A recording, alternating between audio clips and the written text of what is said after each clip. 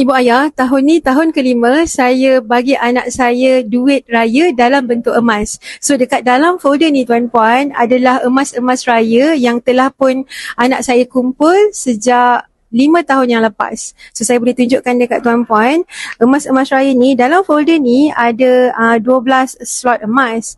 Dan anak saya setiap tahun, apa yang kami amalkan untuk anak-anak, setiap hari raya saya dan suami akan bagi satu emas raya sebagai pengganti duit raya kepada anak-anak, dan daripada duit raya yang anak-anak kumpul, mereka akan boleh pilih emas yang mereka suka. Jadi lebih kurang dalam setiap tahun tu, anak-anak kami akan ada dalam 2 gram emas raya.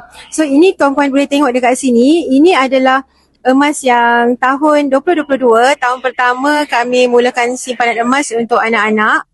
Ini tahun kedua, tahun ketiga, tahun keempat.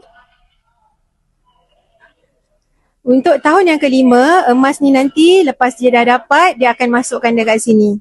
Dan kita juga ada tinggalkan satu slot lagi untuk tahun depan. Jadi tuan-puan, nanti anak saya tahun depan, raya tahun depan akan ada 6 keping emas raya. Dan sejak 5 tahun lepas juga, setiap tahun anak-anak kumpul duit raya, sebahagian duit raya mereka akan pilih untuk tukarkan jadi emas mereka sendiri. Jadi setiap tahun anak-anak boleh pilih lah design yang mereka suka.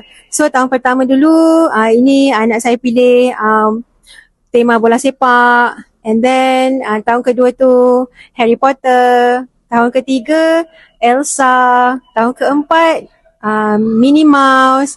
Dan yang tahun kelima tahun ni belum dapat duit raya lagi kan. Jadi nanti dia akan pilih sendiri emas apa yang dia nak keluarkan. Jadi nanti untuk tahun depan pun kita dah sediakan satu lagi slot. Jadi tuan-puan, untuk 5 tahun anak saya menyimpan emas. Tuan-puan, tahun ni anak-anak saya akan cukup 10 gram emas dalam folder ni. Tuan-puan, 1 gram emas harganya sudah 700 lebih tuan-puan. Hari ini emas-emas anak saya yang dibeli dulu tak berapa mahal sangat pun, sekarang tuan-puan 10 gram yang dia akan ada dalam tangan selepas raya tahun ni, 10 gram ini sudah bernilai menjadi RM7,000.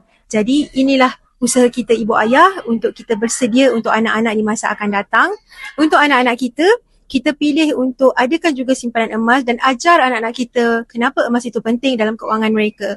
InsyaAllah ia adalah satu simpanan yang kekal zaman berzaman, kekal relevan sampai anak-anak kita besar dan dewasa kelak. Semoga dipermudahkan urusan tuan-puan. Dan ibu ayah, jom tahun ini mulakan simpanan emas untuk anak-anak tersayang.